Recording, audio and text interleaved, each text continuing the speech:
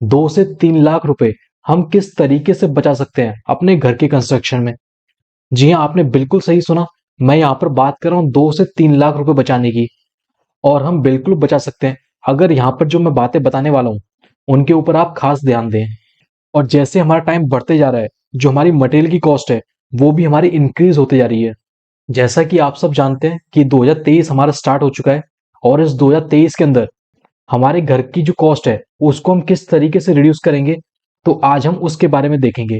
लेकिन यहाँ पर हम एक बात का और खास ख्याल रखेंगे कि यहाँ पर हम जो घर बनाने के लिए जो मटेरियल यूज में लेंगे उसकी क्वालिटी के साथ कोई भी कॉम्प्रोमाइज नहीं करेंगे। क्योंकि अगर क्वालिटी के साथ ही कॉम्प्रोमाइज कर दिया तो वो स्ट्रक्चर आने वाले भविष्य में हमको इतनी दिक्कतें देगा। एक तो उसकी मेंटेनेंस की कॉस्ट काफी बढ़ जाएगी, उसके अलावा वो स्ट्रक्चर हमारा कहाँ कहाँ से सीपेज करे, कहाँ से फेल कर जाए, कुछ नहीं कह सकते। इसलिए मटेरियल में कॉम्प्रोमाइज हम लोग बिल्कुल भी नहीं करेंगे। तो सबसे पहले इसमें अगर हम बात करते हैं कि हम जो कॉन्ट्रैक्टर को जो काम देंगे वो हमने हमेशा लेबर रेट पे ही देना है, उसको मटेरियल रेट्स पे नहीं देना है। क्योंकि अगर आप उसे मटेरियल रेट्स पे दोगे तो एक तो आपको हो सकता है कि जो क्वालिटी है उसमें काफी कॉम्प्रोमाइज दिखे, यानी कि जिस क्वालिटी का मटेरियल आपके घर में यूज हो रहा है उसको देख के आपको इतना सेटिस्फेक्शन नहीं मिले। और दूसरा, यहाँ पे पैसे बचाना भी काफी मुश्किल होता है। इसलिए आप हमेशा लेबर रेट पे ही काम दीजिए कॉन्ट्रैक्टर को। और जो नॉर्मली 2023 में जो रेट्स चल रही हैं, 275 रुपया स्क्वायर फुट, 280 रुपया स्क्वायर फुट, ये हर स्टेट के हिसाब से अलग अलग है, हर सिटी के हिसाब से अलग अलग है। तो आपके इलाके में देख लीजिएगा आपकी वहां पे क्या चल रही है, लेकिन इसके आसपास ही घूमती हैं रेट्स। और अगर आप विद मटेरियल अगर उसको काम देंगे तो वो हमारी रेट्स पहुंच जाती हैं 1300 रुपया स्क्वायर फुट, 1350। मतलब इसके आसपास ये रेट्स घूमती हैं और वेरी करती हैं अलग अलग सिटी के हिसाब से। तो पहली चीज तो आपने ये देखनी है कि आपने जो रेट्स दे रहे हैं वो विद मटेरियल नहीं देने हैं, क्योंकि वो आपको काफी महंगा पड़ जाता है। इसके बाद हमारा नेक्स्ट पॉइंट आता है जो हमें याद रखना है कि हमारा जो घर है उसकी हमें स्ट्रक्चर डिजाइनिंग जरूर करानी है। पहले समझ लेते हैं स्ट्रक्चर डिजाइनिंग होती क्या है। देखिए, स्ट्रक्चर डिजाइनिंग का सीधा मतलब होता है कि आपका जो घर है उसमें जो कॉलम लगेगा या जो बीम लगेगी उसकी साइज हम कितनी देंगे, या फिर छत आपकी जो डल रही है उसमें कितने का सरिया डलेगा आपका, उसमें जो मेन बार्स हैं और जो डिस्ट्रीब्यूशन बार्स हैं उन दोनों के बीच में जो सेंटर टू सेंटर स्पेसिंग रहेगी वो हमें कितनी रखनी है। तो ये सब चीजें हमें कहाँ से पता चलती हैं? स्ट्रक्चर ड्राइंग से पता चलती हैं। अब स्ट्रक्चर ड्राइंग बनाने से आपका क्या फायदा होगा? देखिए, सबसे पहली चीज जो हमें देखने को मिलती है आमतौर पर, तो यहाँ पर मान लीजिए कि एक हमें प्लॉट दे रखा है, उसमें अगर 5 कॉलम लग रहे हैं तो वहां पर जो वहां का नॉर्मल मिस्त्री होता है या फिर जो ठेकेदार होता है वो क्या करेगा, वहां पे 8 कॉलम लगा देगा, 7 कॉलम लगा देगा। मतलब जहां पर कॉलम की जरूरत नहीं है वहां पर वो और कॉलम प्रोवाइड कर देगा, जिसकी वजह से जो आपका घर का खर्चा है वो और बढ़ जाता है।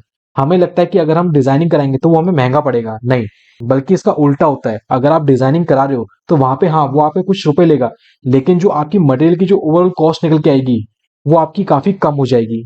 इसके अलावा आपका जो स्ट्रक्चर बनेगा वो भी हमेशा आपका सेफ रहेगा। तो इस चीज का हमेशा याद रखना है कि आप एक डिजाइनिंग कराएं। इसके अलावा मैं एक और एग्जांपल के थ्रू आपको समझाऊं कि अगर कोई एक कॉलम है उसके अंदर मान लीजिए हमारे जो बार लगने हैं वो सिर्फ 4 बार लगने हैं और वहां पे दे दिए 6 बार, उसका कोई मतलब नहीं बन रहा है। और जिस कॉलम में 6 बार लगने हैं वहां पे 6 बार तो दे दिए ठेकेदार ने, लेकिन वो दे दिए 16 के, 20 के, जबकि लगने उसमें 12 के थे। तो यहाँ पर अगर आप स्ट्रक्चर डिजाइनिंग कराते हैं तो आपका यहाँ पे पैसा जरूर बचेगा। अब इसके बाद हम अपने नेक्स्ट पॉइंट की बात करते हैं कि आपको घर की प्लानिंग करानी है। अब मैं प्लानिंग क्यों कह रहा हूँ? क्योंकि देखिए, आमतौर पर जो घरों में ये देखने को मिलता है कि एक बार हम नक्शा तो बना लेते हैं या तो खुद बना लेते हैं हम लोग, और फिर कंस्ट्रक्शन भी करा देते हैं, फिर उसके बाद उसे जिंदगी भर तोड़ते रहते हैं, बनाते रहते हैं, तोड़ते रहते हैं, बनाते रहते हैं। ये मैंने काफी देखा हुआ है। क्योंकि कुछ टाइम बाद उनको याद आता है या फिर कहीं से पता चलता है कि वास्तु के हिसाब से ये जगह ये ठीक नहीं है, तो यहाँ पे ये चीज होनी चाहिए थी, वो उसको तोड़वाते हैं, वहां पे कुछ और बनाते हैं कि ये सीढ़ियों की जगह यहाँ पे नहीं होनी चाहिए थी, वो यहाँ पर होनी चाहिए थी। तो इस तरीके से आपको ये सब चीजें बाद में फेस ना करनी पड़े, तो आप एक अच्छी प्लानिंग भी घर की कराइए। तो ये देखा हमने प्लानिंग के बारे में। अब इसके बाद हम बात करते हैं कि और हम पैसा कहाँ बचा सकते हैं। तो देखिए, सबसे ज्यादा जो पैसा खर्च होता है वो हमारा होता है फिनिशिंग के ऊपर। जब आप घर में टाइल्स या मार्बल्स लगाते हैं उसमें हो गया, तो यहाँ पर देखिए आप टाइल्स यूज में लीजिए, मार्बल मत लीजिए या फिर ग्रेनाइट मत लीजिए, उसके टाइल्स यूज में लीजिए। आजकल टाइल्स भी काफी टाइप्स की आती हैं, इटालियन टाइल्स आती हैं, तो वो लुक भी काफी अच्छा देती हैं और उनमें चमक भी होती है, तो आप वो चीज प्रेफर कर सकते हैं। उसके अलावा जो आप चौखट दे रहे हैं, जो फ्रेम्स दे रहे हैं, चाहे विंडो का हो गया या गेट का हो गया, तो वो आप एमएस का दीजिए। अब इसके बाद हम बात करते हैं मटेरियल की कि हमें मटेरियल लेना कहाँ से है। ऐसा नहीं करना है कि अगर आप टाइल्स खरीद रहे हैं तो टाइल्स आप खरीद रहे हैं अपने घर से 50 किलोमीटर 100 किलोमीटर आगे से, नहीं, जो आपके लोकल वेंडर्स हैं, जो आपके घर के आसपास जो मिल रही हैं, जो बढ़िया दुकानें हैं, उनसे आप माल लीजिए। क्योंकि अगर आप इतना दूर जाएंगे 100 किलोमीटर, 150 किलोमीटर, 200 किलोमीटर, कि वहां का माल ज्यादा अच्छा होता है, तो आपकी ट्रांसपोर्टेशन कॉस्ट ही आपको काफी ज्यादा बैठ जाएगी। तो उसका भी आपको खास ख्याल रखना है। और जो हमारे कंस्ट्रक्शन में जिस मटेरियल का सबसे ज्यादा खर्चा आता है, वो आता है हमारा एक तो सीमेंट का और एक स्टील का।